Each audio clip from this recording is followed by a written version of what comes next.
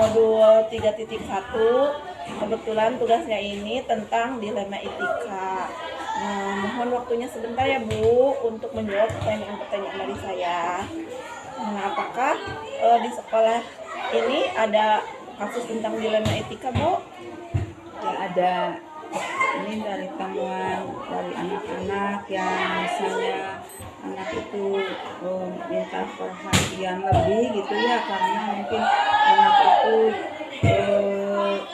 perilakunya jadi sangat di luar kebiasaannya, misalnya disebabkan karena orang tuanya meninggalkannya ke luar negeri gitu. Jadi anak itu minta perhatian dari kita begitu.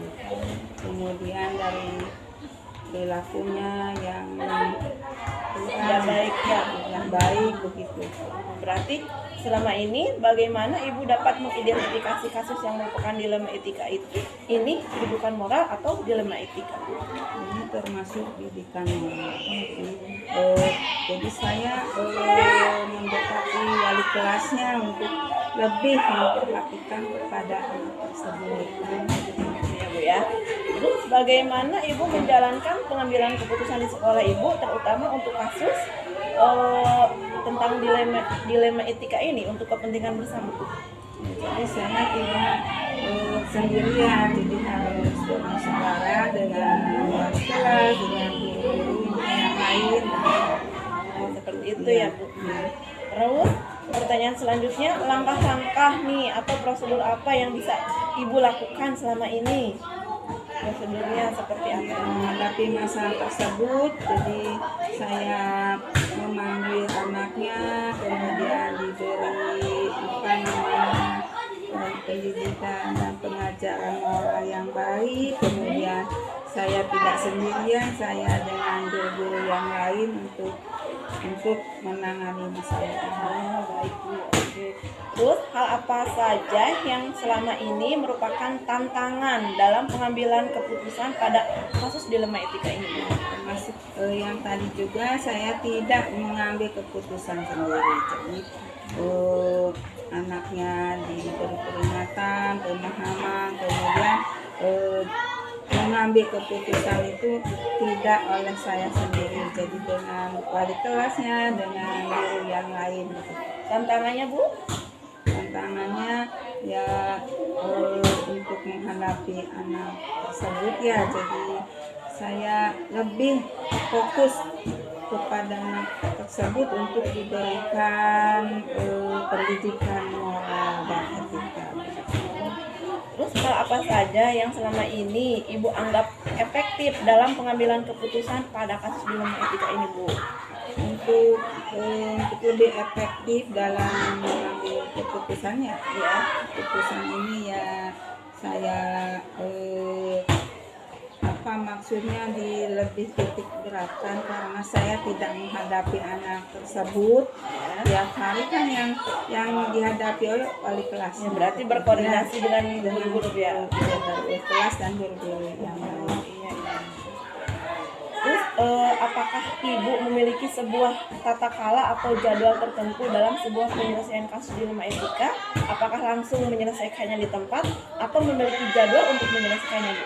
Biasanya langsung ditangani langsung, sebab kejadian itu kan insiden ya. Jadi tidak setiap ada masalah terus-terusan di jadwal, tidak ada jadwal. Jadi langsung dituntaskan pada hari itu. Karena terjadi setiap hari ya Bu ya. Adakah seseorang atau faktor apa yang selama ini mempermudah atau membantu Ibu dalam pengambilan keputusan dalam bentuk dilema etika ini Bu?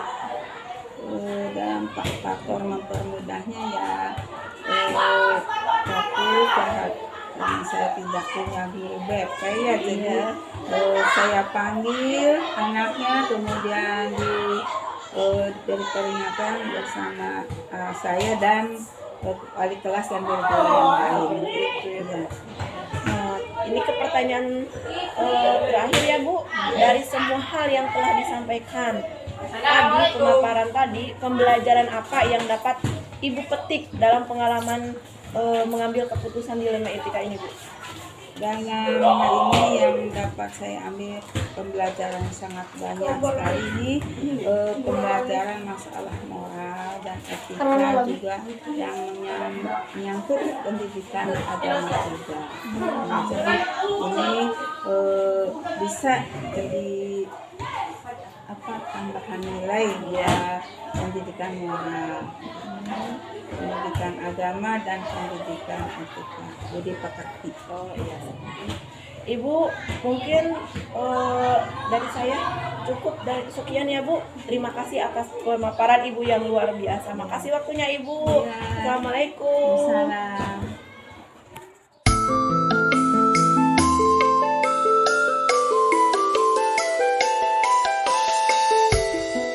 Assalamualaikum warahmatullahi wabarakatuh, Ibu.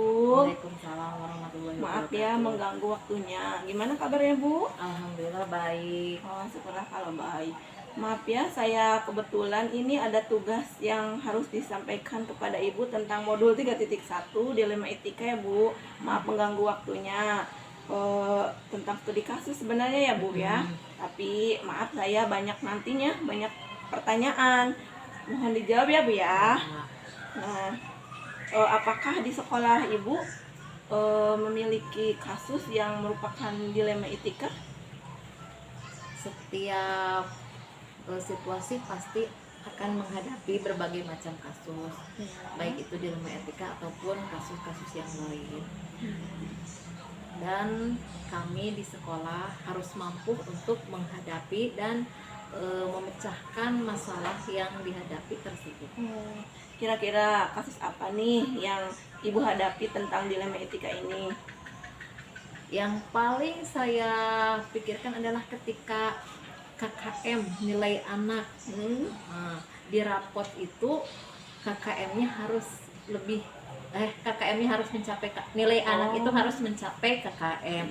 Sedangkan nilai ulangan harian mereka, ulangan ujian mereka itu di bawah KKM.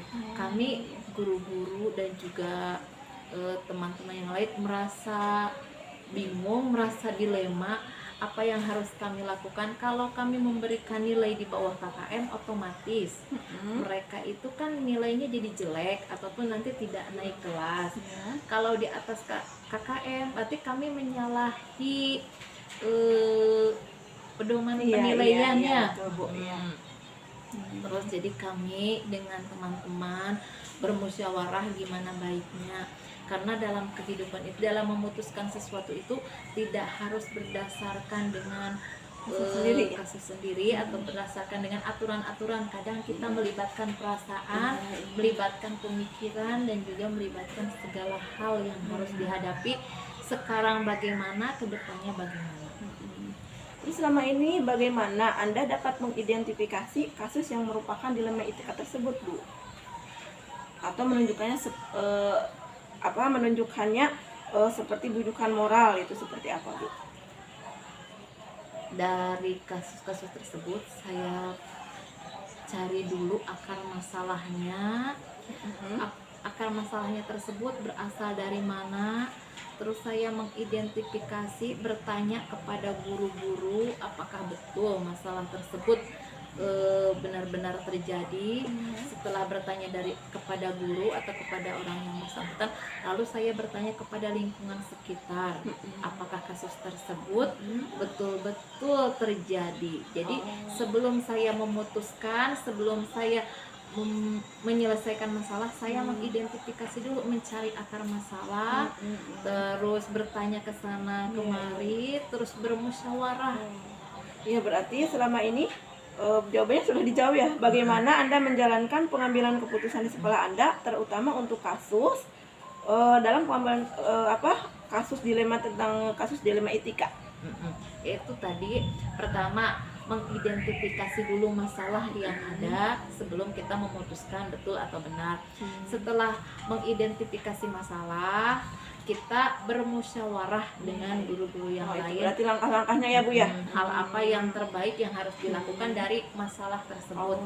Berarti hal apa saja yang selama ini merupakan tantangan dalam pengambilan keputusan pada kasus dilema etika itu tadi jawabannya ya. Tantangannya berarti tentang baik untuk masa sekarang dan juga untuk masa yang akan datang. Itu iya. tantangannya.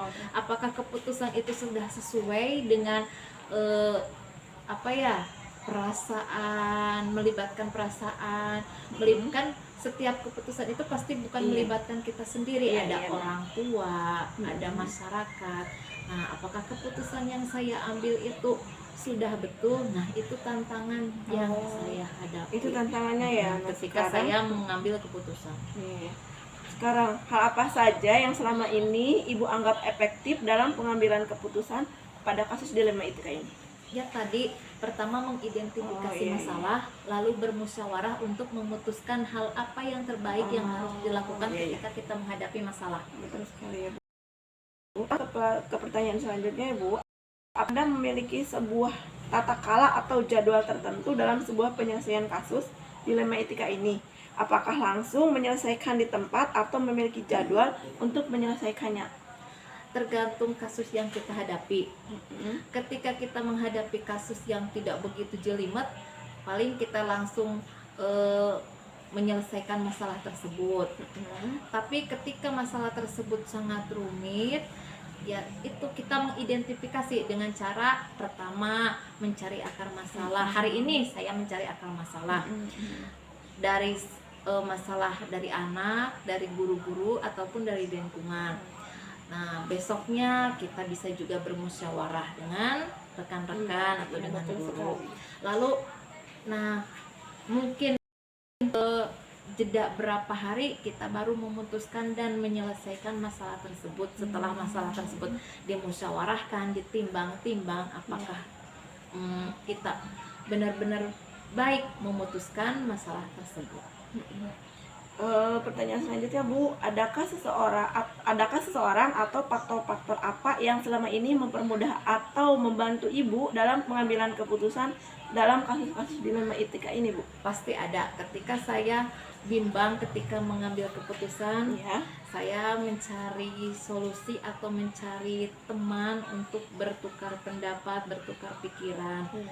Karena setiap keputusan bukan berarti saya tidak bisa memutuskan sendiri, akan ada pertimbangan-pertimbangan yang lain. Jadi saya bertanya kepada orang yang lebih senior ataupun orang yang lebih mengerti tentang masalah tersebut. Baik, Bu. Terus dari semua hal tersebut nih, ya, pembelajaran apa nih kira-kira yang dapat diambil atau dipetik dari perjalanan atau cara mengambil keputusan tadi, Ibu? Yang bisa saya ambil itu adalah ketika kita menghadapi masalah, menghadapi dilema, jangan cepat mengambil sebuah keputusan. Terus jangan mengambil keputusan itu sesuai dengan keinginan kita, karena keputusan yang kita ambil belum tentu baik untuk orang lain. Lalu musyawarah adalah hal terpenting dalam menghadapi dalam menyelesaikan masalah. Oke, Ibu, terima kasih waktunya ya, Ibu. Maaf mengganggu. Sama-sama. Assalamualaikum, terima kasih ya, Bu. Salam.